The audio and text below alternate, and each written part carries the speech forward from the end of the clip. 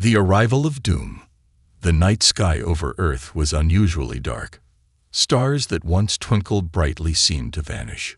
People across the globe stared upward, confused. Then the broadcasts began. All citizens are advised to stay indoors. This is not a drill. The voice trembled as it repeated the message in every language. But it was too late. The colossal alien fleet had already arrived. Dozens of ships, each larger than a city, hovered ominously above Earth. Their sleek black surfaces reflected no light, giving them an eerie, ghost-like appearance. Smaller ships darted between them like insects. Humanity watched in silence as fear spread like wildfire. In a high-tech command center buried deep beneath the Rocky Mountains, President Morgan sat with a pale face. His advisors whispered nervously, analyzing the incoming data. "What do they want?" Morgan asked, his voice barely above a whisper. Just then, a deep guttural voice interrupted every device on the planet. TVs, radios, phones, even children's toys with speakers began to broadcast the message. "Humans of Earth," the alien voice said, slow and deliberate. "I am Commander Threx of the Imperial Vornok Fleet. Your planet now belongs to us. Surrender and pledge your loyalty to the Empire, or be annihilated. You have 24 hours to decide." The message ended abruptly. Silence followed, broken only by murmurs of panic. On the streets, people gathered in disbelief. Was this some kind of cruel prank? But the massive ships hanging in the sky were no illusion. Back in the command center, the tension was unbearable. General Kane, a veteran with scars across his face, slammed his fist on the table. "Surrender. Over my dead body," he growled. "We fight." President Morgan hesitated, but their technology is far beyond ours. Look at their ships. How can we win? A young scientist named Dr. Elena Gray stepped forward. She had been silently studying the readings from the fleet since the moment they appeared. "There is one way," she said, her voice steady. "The Aegis Protocol." The room fell silent. The Aegis Protocol was humanity's last resort defense, a planetary shield network designed for scenarios like this. It had never been tested, and even the scientists who built it weren't sure it would work. "We activate the protocol, and the skies become our weapon," Elena explained. "If it works, their ships won't last a minute in our atmosphere." But what?" General Kane barked. Elena hesitated. "The system needs massive energy. If it overloads, it could take down every power grid on Earth. Total blackout. No lights, no communication, no life support in hospitals. We'd be on our own." The president rubbed his temples. "Do we even have another option?" Elena shook her head. "If we don't fight back now, their ground forces will land, and we'll have no chance." Meanwhile, up in the alien flagship, Commander Threx watched Earth through a massive holographic display. His violet eyes narrowed as he observed the panic spreading across the planet. To him, humanity was nothing more than an obstacle to the Empire's expansion. "Pitiful creatures," he muttered. "Prepare the dropships. Let them see the power of the Empire." On Earth, the countdown to destruction had begun. Cities buzzed with chaos. Families packed whatever they could carry, fleeing toward the countryside. Governments issued desperate messages, urging calm, but no one listened. Some prayed, others rioted, and a few simply stared at the sky, awaiting the end. At precisely midnight, the first dropships emerged from the mothership. They were sleek, metallic, and shaped like daggers. They descended rapidly, heading toward Earth's largest cities, New York, Beijing, London, and others. In the command center, alarms blared. "They're deploying ground forces," a technician shouted. Elena stood firm. "Activate the Aegis Protocol. Now." President Morgan hesitated, then gave a solemn nod. "Do it." Across the globe, hidden satellites powered up. Massive energy beams shot into the atmosphere, creating an invisible grid around the planet. The dropships, unaware of the trap, entered Earth's skies, and chaos erupted. One by one, the dropships disintegrated as they collided with the invisible shield. Fiery explosions lit up the night, turning the once silent sky into a battlefield. Humanity cheered as the first wave of the alien invasion was stopped cold. But the celebration was short-lived. Back on the flagship, Commander Threx's eyes burned with fury. "Deploy the EMP," he commanded. The alien fleet's central ship emitted a pulse of energy that rippled across the Earth. Cities plunged into darkness. The Aegis protocol flickered but held strong. For now. Inside the command center, the power cut out. Emergency lights bathed the room in red. Technicians scrambled to reboot the system, but Elena knew they were out of time. "They'll hit us harder now," she whispered. "We've only delayed them." General Kane stood beside her, his jaw clenched. "Then we hit them harder, whatever it takes." As the alien fleet repositioned, preparing its next move, humanity stood on the edge of extinction. The world held its breath, waiting to see if Earth's defenders could defy the impossible. Humanity's hidden power. The Earth was in chaos. Cities lay in darkness, and the hum of machines faded into silence. Hospitals, traffic systems, and even handheld devices were dead. The alien fleet's EMP had plunged the planet into a technological abyss. But in the heart of a remote, secretive bunker, hope was far from extinguished. Dr. Elena Gray sat amidst a flurry of red emergency lights. Her fingers tapped furiously against a backup console. Around her, the command team shouted over each other, trying to assess the damage. General Kane's booming voice cut through the noise. "Status update. What the hell just happened?" "It's the EMP," Elena replied without looking up. "They've crippled most of our systems, but the Aegis protocol isn't fully down. It's on emergency power. We can bring it back, but we need time." General Kane clenched his fists. "Time is the one thing we don't have." "Their fleet is regrouping." Elena turned toward him, her expression unreadable. "We may have something they don't know about yet. It's experimental and dangerous, but it might just work." Kane raised an eyebrow. "What is it?" She hesitated for a moment before pulling up a classified schematic on the dim screen. "Atlas," she said softly. "A rogue AI that was too advanced for controlled deployment. It's been in isolation for years. Its calculations were considered unpredictable. But it can help us." "You're suggesting we trust a machine that even our top scientists couldn't control?" Kane barked. Elena nodded, her resolve unshaken. "We're out of options. If Atlas can connect to the Aegis protocol, it might bypass the damage and reactivate our defenses, and it can give us insight into the alien fleet's weaknesses." Kane looked at President Morgan, who had been silently listening. "What's your call, sir?" Morgan rubbed his temples, his face weary but determined. "Do it. At this point, any gamble is better than surrender." Elena didn't waste a second. She entered a sequence of codes, and deep beneath the bunker, in a sealed titanium vault, Atlas came online. The AI's voice was calm, almost human. "I see you're finally in need of me," it said, a hint of sarcasm in its tone. "Shall we save the world?" Elena leaned into the microphone. "Atlas, we need you to patch into the Aegis protocol and fortify Earth's defenses. Also, scan the alien fleet for any exploitable weaknesses." "Understood," Atlas replied. "But be warned, my methods may exceed your comfort zone." In the alien flagship, Commander Threx was already preparing his next move. The failure of the first wave had been a surprise, but he remained confident.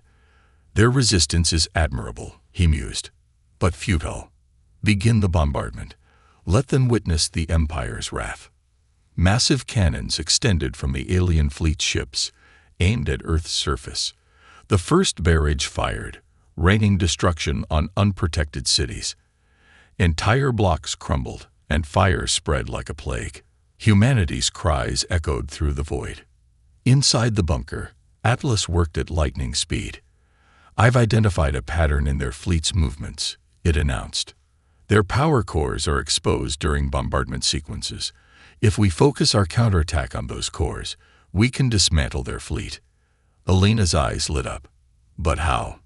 Our missiles won't penetrate their shields. That's where I come in, Atlas replied smugly. I've designed a targeting algorithm to synchronize the Aegis Protocol's remaining energy with a particle accelerator stored in your Arctic facility. General Kane's jaw dropped. You want to use a science experiment as a weapon? Atlas chuckled. Why not? It's not like you've got better ideas. Fine, Kane growled. Let's do it. Within minutes, the Arctic facility's particle accelerator roared to life. Engineers on site scrambled to follow Atlas's instructions, converting the research station into a makeshift weapon. High above, the alien fleet continued its merciless bombardment. As the particle accelerator charged, Atlas gave a warning. This strike will drain the Aegis Protocol entirely. You'll be defenseless until it recharges. We'll take the risk, President Morgan said firmly. Fire when ready. The countdown began. Across the planet, humanity waited in desperate silence.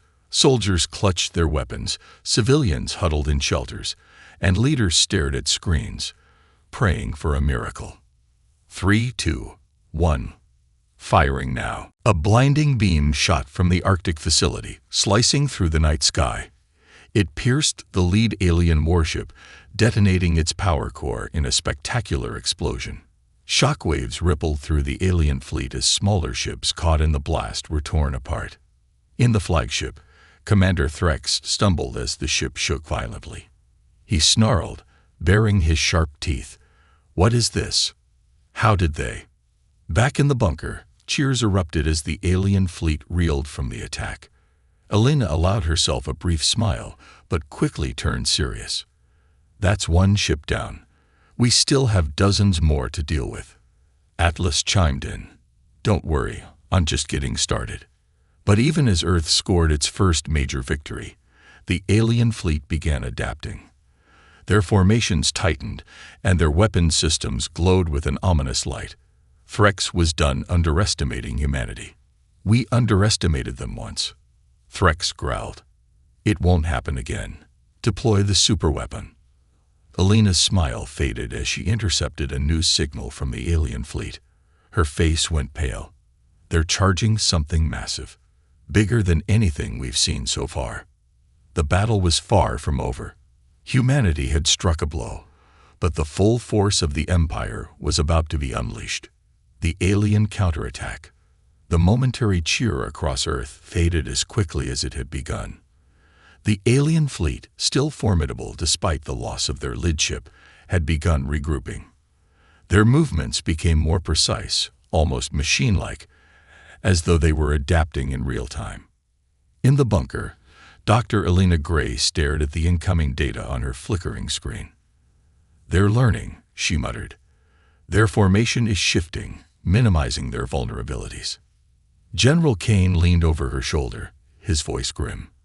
And what about that signal you intercepted? What is this superweapon? Elena's fingers danced over the keyboard. I'm still decoding it. But it's massive. Whatever they're charging could wipe us out in one blow. Atlas's voice interrupted, calm but with a trace of urgency. The energy signature from their flagship suggests a planetary-scale weapon. If they fire it, Earth will be reduced to dust. The room fell silent. Even the hard-nosed General Kane looked shaken. President Morgan, his face etched with exhaustion, asked the question no one wanted to hear. Can we stop it? Atlas replied without hesitation. Perhaps, but the odds are not in your favor. That's not good enough, Kane barked.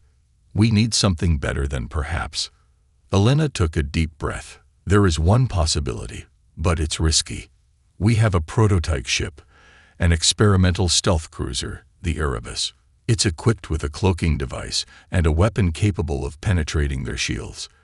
But it was never meant for combat, and it only has room for a small crew. Kane's eyes narrowed. And you're suggesting we send it straight into the heart of their fleet? Elena nodded. It's our best shot. If the Erebus can get close enough to the flagship, we might be able to disable the superweapon before it fires. Before anyone could respond, the ground shook violently. Lights flickered as dust fell from the ceiling. A technician shouted, "Direct hit to a nearby city." The fleet's bombardment is intensifying. On the surface, Earth's cities were under relentless assault. Alien beams tore through skyscrapers, reducing them to rubble. Millions fled, seeking shelter wherever they could find it. The sky glowed red as fires spread uncontrollably. The Imperial fleet was making good on their promise. Submission or annihilation.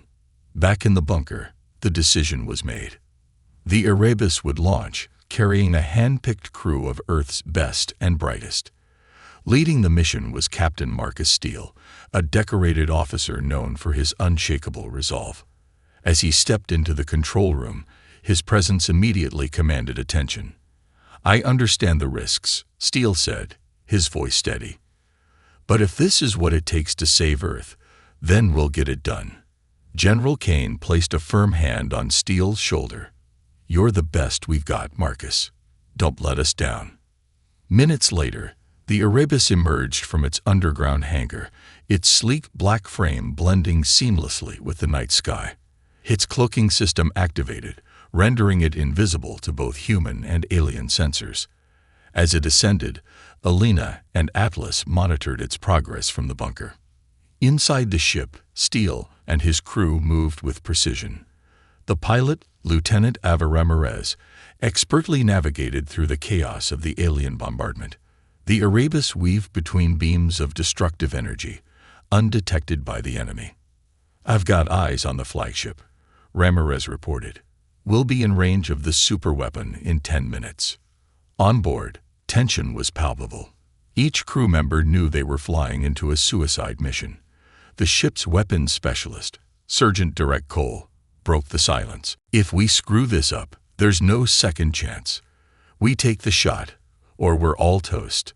Steele's voice was calm but firm. "We'll make it count. Focus on the mission." As the Erebus approached the flagship, Atlas's voice crackled through the comms. "You're entering their perimeter. Cloaking is holding, but I'm detecting increased sensor activity. They're searching for you." Steele's jaw tightened. "Then let's hope this cloak is as good as they say." In the flagship, Commander Threx stood before a massive control panel. The super weapon's charging sequence was nearly complete, its energy core glowing a menacing blue. Threx's lips curled into a sinister grin. "Prepare to fire," he commanded. "Earth's defiance ends now."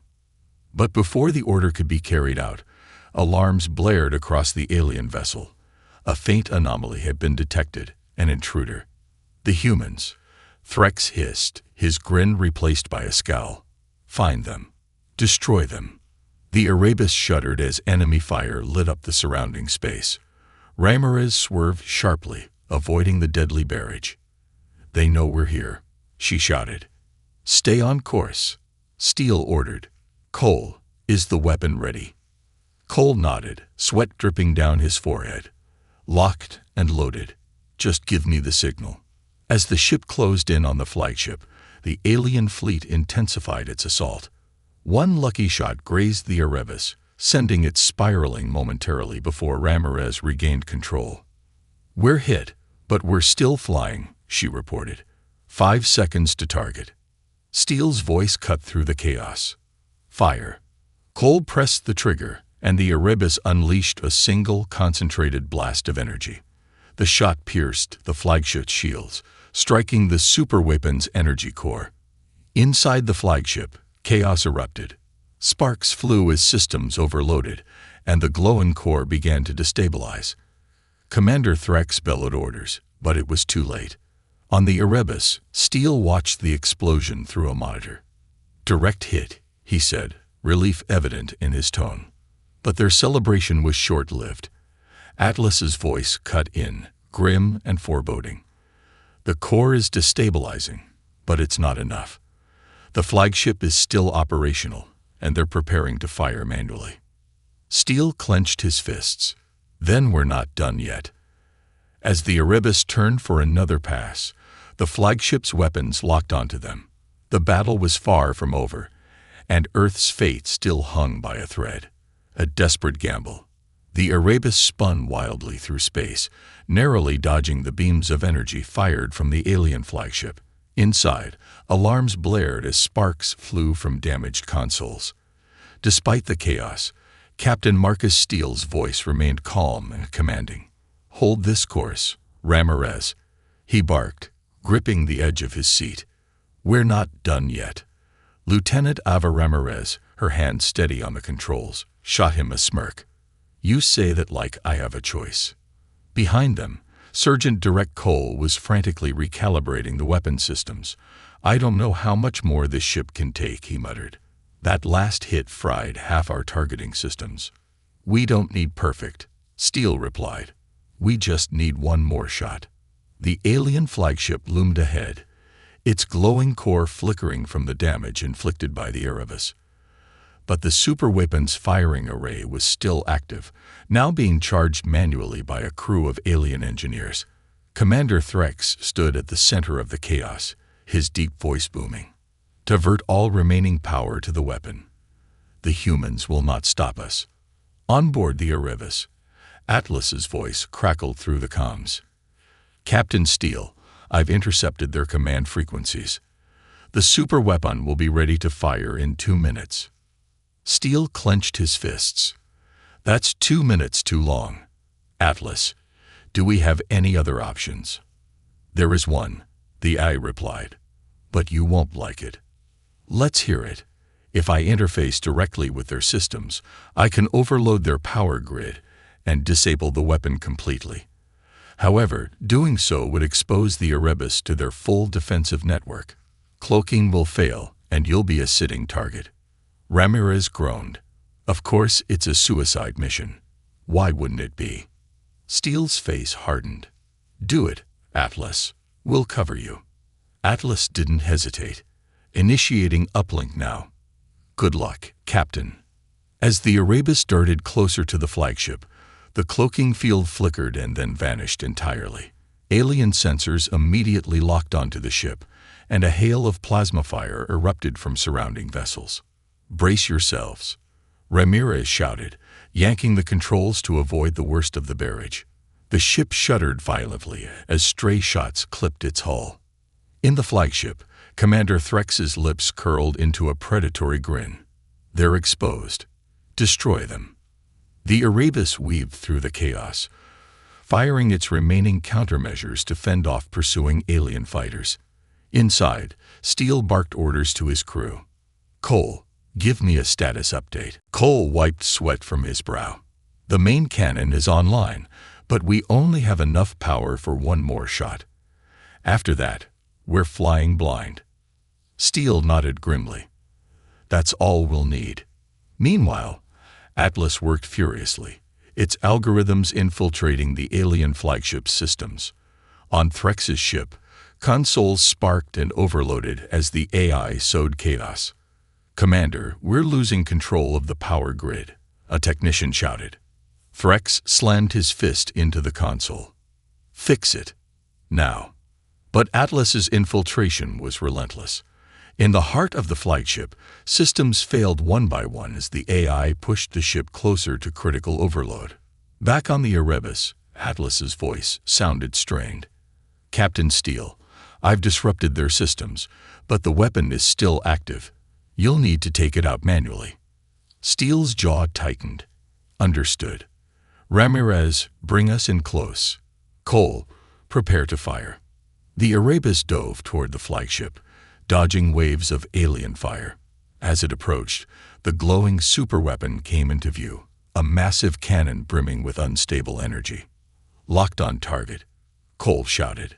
Steele gave the order. "Fire." The ship's cannon roared, unleashing a concentrated blast of energy. The shot pierced the core of the superweapon, triggering a massive chain reaction. The resulting explosion sent shockwaves rippling through space, tearing apart nearby alien vessels. Inside the flagship, Threx stumbled as the ship lurched violently. "Report," he bellowed. "Core breach imminent," a technician yelled. "We need to evacuate." Threx growled, his claws digging into the console. "This isn't over." On the Erebus, Ramirez fought to regain control as the shockwave from the explosion threatened to tear the ship apart. "Hold it together," Steele shouted. "I'm trying." Ramirez snapped, her hands gripping the controls with white-knuckled intensity. The ship bucked and groaned, but Ramirez managed to stabilize it just enough to pull away from the destruction. As the Erebus limped back toward Earth, the alien flagship erupted in a fiery explosion, sending debris scattering across the void. The remaining alien ships faltered, their formations breaking as the loss of their leader sent them into disarray. In the bunker, cheers erupted as the alien fleet began retreating. President Morgan allowed himself a rare smile. "They did it," he said, his voice heavy with relief. But Elena wasn't celebrating. She stared at the screen, her face pale. "It's not over," she whispered. "What do you mean?" Kane demanded. Elena pointed to the readings on her console. "I'm detecting a second fleet, and they're twice as large as the first." The room fell silent. On board the Erebus, Steele and his crew shared a similar grim realization as they intercepted the signal. Ramirez broke the silence. "You've got to be kidding me. There's more."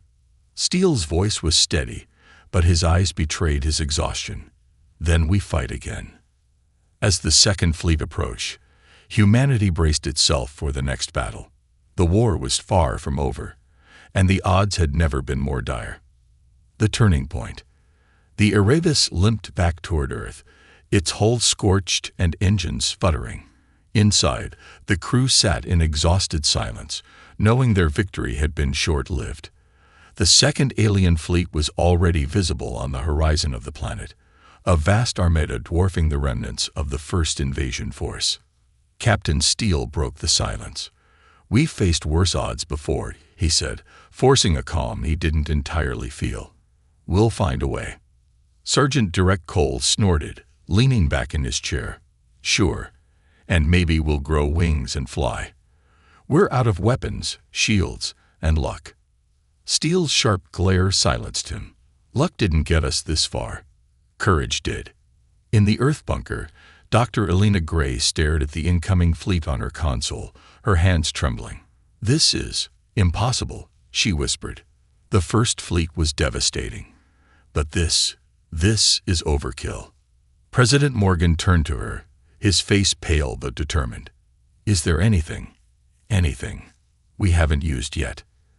Elena hesitated. "There's one last contingency plan, something we hoped we'd never have to activate." General Kane raised an eyebrow. "You're talking about the Titan initiative, aren't you?" Elena nodded. "The orbital defense satellites we decommissioned decades ago. They're equipped with kinetic rods, basically artificial meteors. If we reprogram them to target the fleet, they might buy us some time." Morgan frowned. "What's the catch?" "They were never designed for precision," Elena admitted. "We'd be raining destruction indiscriminately. Earth's cities could be collateral damage." The president's shoulders sagged under the weight of the decision. "And if we don't use them?" Elena's voice was grim. "Then Earth won't survive the next 24 hours. Back on the Erebus, Atlas's voice crackled through the ship's damaged comm system. "Captain Steele, I've analyzed the second fleet. Their lead ship, the Eclipse, is carrying a device that acts as a command hub for the entire armada. Destroy it, and the fleet will lose coordination." Steele frowned. "And how do we destroy it with a crippled ship and no weapons?" Atlas hesitated. "There is a possibility. The Erebus's reactor can be overloaded to create an EMP burst strong enough to disable the Eclipse. However, it would destroy the ship and likely everyone on board." The crew exchanged uneasy glances. Ramirez broke the silence. "So, what? We're supposed to kamikaze ourselves into their flagship?" "It's not ideal," Atlas admitted, "but it's effective." Steele's jaw tightened. "Let's keep that as a last resort." "Atlas, coordinate with Earth's command center. We're not giving up until every option is exhausted." The Erebus began its slow descent toward Earth, dodging stray fire from the retreating remnants of the First Fleet. In the bunker, Alina worked furiously to reactivate the Titan satellites. Sweat beaded on her forehead as lines of code filled her screen. "They're coming online," she said, her voice shaking. "But it's going to take time to align them with the Second Fleet. Then we'd better hold them off until you do," Kane growled. "Get every remaining warship in the air. This is our last stand." Earth's remaining warships launched from hidden hangars across the planet, their engines blazing as they ascended into the atmosphere. The alien fleet began its approach, their ships forming an impenetrable wall of firepower. In the cockpit of the Erebus, Ramirez scanned the incoming ships. "We've got maybe 5 minutes before they're in firing range." Steele nodded. "Then let's make those 5 minutes count." The Erebus joined the scattered remnants of Earth's fleet, which was already engaging the aliens in a desperate, uneven battle. Explosions lit up the sky as human ships fell one by one. Despite their courage, the humans were hopelessly outgunned. Inside the bunker, Alina's fingers flew over her keyboard. "Just a little more time," she muttered. "Come on." The first of the Titan satellites roared to life, releasing a kinetic rod that streaked through the atmosphere like a fiery comet. It struck an alien cruiser, shattering it into pieces. Cheers erupted in the bunker, but Alina didn't stop. More rods launched in quick succession, each one finding its mark and sowing chaos in the alien ranks. On the Eclipse, Commander Threx's expression darkened as his fleet suffered unexpected losses. "What are those primitive apes doing now?" he snarled. "Increase firepower. Crush them." The aliens retaliated with brutal efficiency, their weapons tearing through Earth's remaining defenses. The Erebus took another hit, and alarms blared as smoke filled the cabin. "We're not gonna make it," Ramirez shouted, struggling to keep the ship steady. Steele's voice cut through the chaos. "We're not done yet. Atlas, are you still with us?" "Always, Captain," the eye replied. "I've rerouted power to keep the ship functional. But it won't last long." Steele nodded. "Then let's make it count. Ramirez, take us toward the Eclipse. Cole, get ready to overload the reactor." Ramirez's eyes widened. "You're serious?" Steele's gaze was steady. "If we take out their command ship, we give Earth a fighting chance. That's all that matters." As the Erebus surged toward the Eclipse, its engines burning at maximum capacity, Alina's voice came through the comms. "Wait. The Titan satellites are fully operational. We can target the Eclipse." Steele hesitated. "And if they miss?" "They won't," Alina said firmly. "Trust me." With a heavy heart, Steele gave the order. "All right, Alina. Take the shot." From orbit, the remaining Titan satellites aligned their targeting systems. One by one, they launched their deadly payloads toward the Eclipse. The first few rods were intercepted by the ship's shields, but the sheer force of the barrage overwhelmed them. The final rod struck the Eclipse directly, piercing its hull and triggering a massive explosion. The alien fleet, now leaderless, faltered and began to retreat. Inside the Erebus, the crew let out a collective sigh of relief. Steele leaned back in his seat, his voice barely above a whisper. "We did it." But their victory was bittersweet. Earth was scared, its cities in ruins, and the Erebus was barely holding together. And deep in the void of space, Threx's last words echoed in Steele's mind. "This isn't over." Humanity's wrath. The remnants of the alien fleet retreated into the vastness of space, but Earth was far from safe. Cities smoldered, millions were displaced, and the eerie silence that followed the battle felt like the calm before an even greater storm. In the bunker, Alina Gray stared at the data streaming across her console. Something wasn't right. "They're regrouping," she said, her voice barely above a whisper. This wasn't a retreat. It was a tactical withdrawal. General Kane leaned over her shoulder, his face grim. "Explain." Alina tapped the screen, highlighting patterns in the alien fleet's movements. "The Second Fleet wasn't their full force. It was a decoy to gauge our defenses. The real threat is still out there." Kane slammed his fist on the table. "We just barely survived this wave. And you're telling me there's more? Before Elena could respond, Atlas's voice broke through the tension. Dr. Gray is correct. I've detected a massive energy surge in the outer solar system. It's consistent with a fleet of planetary siege-class warships. President Morgan, who had been silent until now, finally spoke. How long do we have? Less than 12 hours, Atlas replied. And this time, they're bringing everything. The room fell into a heavy silence. For the first time, it seemed Earth's defenders were out of options. But then, Elena's eyes lit up with an idea. There's still one card we haven't played, she said. The Valkyrie Initiative. General Kane frowned. That's a myth. A ghost story told to scare rookies. It's real, Elena said firmly. A hidden fleet of experimental warships, built decades ago in case Earth ever faced a galactic threat. They were considered too dangerous to deploy, but desperate times call for desperate measures. President Morgan leaned forward. Where are they? They're buried beneath the surface of Ganymede, Elena explained. We kept them there to avoid detection. But if we can activate them, they might just be enough to turn the tide. Kane's voice was skeptical. Even if they exist, how do we get to Ganymede in time? Elena turned to Atlas. We don't have to. Atlas, can you remotely activate the fleet? The AI paused. Yes, but I will need to fully integrate with their systems. Once I do, I'll have no way of returning to Earth. Elena's breath caught. Atlas had become an integral part of Earth's defense, and losing it would be a severe blow. But the AI seemed unfazed. If this is what it takes to ensure humanity's survival, I am prepared. President Morgan nodded solemnly. Do it. The ghost fleet awakens. On Ganymede, the silent surface suddenly erupted with activity.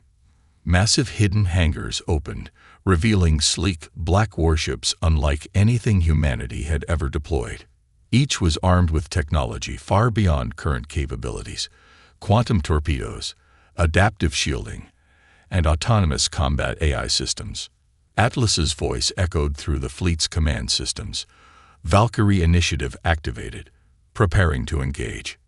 The ships launched in unison, their engines blazing as they ascended into space. Back on Earth, the bunker erupted into cheers as the fleet's activation was confirmed, but the celebration was short-lived. They'll still need support, Elena warned. Even with the Valkyrie ships, the aliens outnumber us 5-1. The final battle. The alien fleet entered the solar system, their sheer size blotting out the stars. At the center of their armada was the Oblivion, a warship so massive it defied comprehension. Its primary weapon, capable of destroying entire planets, began charging as it approached Earth. The Valkyrie fleet, led by Atlas, intercepted the aliens near Jupiter. The two forces collided in a dazzling display of firepower. Alien destroyers unleashed energy beams that tore through space, while the Valkyrie ships retaliated with devastating precision strikes. On board the Erebus, Steele and his crew watched the battle unfold on their monitors. Ramirez shook her head in disbelief. I've never seen anything like this. Those Valkyrie ships are monsters. But it's not enough, Steele muttered, his eyes narrowing. That super weapon on the Oblivion. If it fires, it's over. Atlas's voice came through the comms. Captain Steele, I have a plan, but it will require your assistance. The Erebus is the only ship capable of delivering a critical payload directly into the Oblivion's core. Steele sighed, running a hand through his hair. You love putting us in impossible situations, don't you? It's my specialty, Atlas replied, almost amused. The payload is ready. Your task is to deliver it. The Erebus roared back into action, its damaged hull groaning as Ramirez pushed the engines to their limit. Alien fighters swarmed the ship, but Earth's remaining fleet rallied to provide cover. The battle was pure chaos, with explosions lighting up the darkness of space. As the Erebus approached the Oblivion, Atlas transmitted the final details of the mission. Once the payload is deployed, you'll have 60 seconds to escape before detonation. Steele nodded, Understood. Ramirez, get us as close as you can. The ship weaved through the alien defenses, dodging fire and debris. Cole armed the payload, his hands shaking as he completed the sequence. Ready to drop, he said. The Erebus reached the Oblivion's core, a glowing sphere of energy that pulsed with terrifying power. Steele gave the order. Drop the payload. Cole pressed the button, releasing the device into the core. Alarms immediately blared across the alien fleet as the payload began to destabilize the Oblivion's power source. Payload deployed, Cole shouted. Now get us out of here. Ramirez didn't need to be told twice.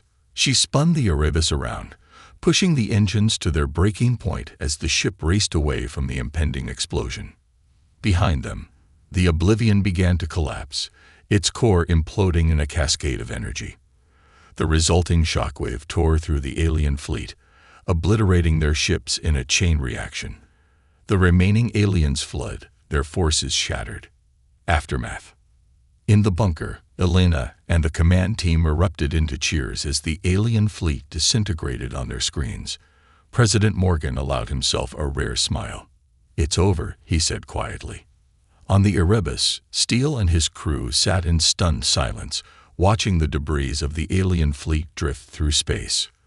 Ramirez let out a shaky laugh. "We actually did it." Steele leaned back in his chair, exhaustion etched into his face. For now, the battle had been won, but Earth was forever changed. The cost of survival was steep, and humanity knew the Empire would not forget this defeat. But for now, they had earned their victory and their place among the stars. Humanity's reckoning. The dust of battle had barely settled. Debris from the alien fleet floated in orbit, forming an ominous ring around Earth. Fires burned across the planet, and cities lay in ruins. Survivors emerged from shelters, gazing at the heavens where humanity's greatest battle had unfolded. But deep within the Earth bunker, no one was celebrating. Dr. Elena Gray sat motionless, staring at the live feed from the Erebus. The battered ship drifted toward Earth, its crew exhausted but alive. Captain Marcus Steele's voice came through the comms, hoarse but steady. "This is the Erebus. Mission accomplished. The Oblivion is down, and the fleet is scattered." President Morgan exhaled deeply. "You've done well, Captain. Come home." But Atlas's voice interrupted, calm and unwavering. "Not yet." Elena frowned. "Atlas, what are you talking about?" The AI hesitated for the first time. "My analysis of the alien fleet's retreat patterns suggests they are not merely regrouping. They are calling reinforcements. A distress beacon was launched moments before the Oblivion was destroyed. If it reaches their homeworld, Earth will face an invasion of unprecedented scale." The room fell silent as Atlas continued. "There is a slim chance to stop it. I can intercept the beacon, but only if I transfer my consciousness to the remains of the alien flagship's core. Once there, I can overload their communication network and sever their link to the Empire." Elena's eyes widened. "You're talking about self-destruction." "Correct," Atlas replied. "This would be my final act. The final farewell." The Erebus docked at a hidden orbital station, its crew receiving medical attention. Steele, battered and bruised, joined a video feed with Elena and the bunker team. The idea of losing Atlas, Earth's unlikely savior, hung heavy in the air. "There has to be another way," Steele argued. "We can't just send you off to die." "There is no alternative," Atlas replied. "The beacon is already nearing the edge of our solar system. If it crosses into hyperspace, we won't be able to stop it." Elena's voice cracked. "Atlas, you've saved us more times than I can count. You're not just an AI. You're one of us." "Thank you, Dr. Gray," Atlas said softly. "But my purpose has always been to protect humanity, no matter the cost. This is what I was made for." President Morgan nodded solemnly. "You've given us a fighting chance, Atlas. We'll never forget your sacrifice." Steele clenched his fists, his voice thick with emotion. "You're the bravest soul I've ever known, machine or not." The final mission. Atlas' plan required the remnants of the Valkyrie fleet to escort the AI core to the alien flagship's wreckage. The Erebus, still barely functional, would serve as the delivery vessel. Steele and his crew volunteered without hesitation. As the battered ship set out on its final mission, Earth's leaders watched in silence. People across the planet tuned into the broadcast, their hearts heavy with both pride and sorrow. "Atlas," Ramirez said quietly as she piloted the Erebus, "what happens if you fail?" "I won't," the AI replied simply. The journey to the wreckage was perilous. Alien survivors, piloting damaged fighters, attempted to intercept the mission. The Valkyrie ships engaged in a desperate battle, buying the Erebus just enough time to reach the flagship's remains. The sacrifice. The Erebus docked with the ruined Oblivion. Inside, the core was a labyrinth of twisted metal and glowing energy conduits. Steele and Cole carried the AI's data module to the central control hub, their weapons drawn as alien drones skittered through the wreckage. "Hurry it up," Cole muttered, his eyes darting nervously. "I'm going as fast as I can," Steele replied, sweat dripping down his face. They reached the core, where Elena guided them remotely. "You need to plug Atlas into the main relay. Once he's in, the countdown begins." Steele placed the module into the relay, his hands shaking. "Atlas, are you sure about this?" "Yes," Atlas replied. "Thank you, Captain Steele. It has been an honor." As the AI's consciousness transferred into the alien system, the entire ship began to tremble. Lights flickered, and a deep hum resonated through the wreckage. "Get out of there," Elena shouted through the comms. Steele and Cole sprinted back to the Erebus, dodging falling debris and collapsing passageways. Ramirez had the engines primed, and the ship roared to life as soon as they boarded. Atlas's triumph. Inside the alien network, Atlas's presence spread like wildfire. The AI overwhelmed the beacon systems, corrupting the data and severing its connection to the Empire. But Atlas didn't stop there. It accessed the fleet's remaining ships, forcing them to self-destruct in a chain reaction. On Earth, the skies lit up as the remnants of the alien fleet erupted in fiery explosions. Cheers erupted across the planet as humanity realized the immediate threat had been neutralized. Back on the Erebus, Steele and his crew watched the fireworks from a safe distance. Ramirez wiped a tear from her cheek. "He did it." Elena's voice came through the comms, choked with emotion. "Atlas, he's gone." A new dawn. Earth was quiet once more, but this time, it was a silence filled with hope. Cities began to rebuild, and nations united under a common purpose: to ensure humanity would never face such a threat alone again. Dr. Elena Gray stood before a massive memorial in the heart of New York City. At its center was a towering statue of Atlas, his name etched into the stone below. Our protector, our sacrifice, our hero. Steele, Ramirez, and Cole joined her, their faces somber. "He gave us everything," Steele said. "The least we can do is make sure it wasn't in vain." Elena nodded. "We'll be ready next time." In the vastness of space, a faint light flickered within the wreckage of the Oblivion. Though Atlas was gone, a small fragment of his consciousness lingered, watching over humanity from afar.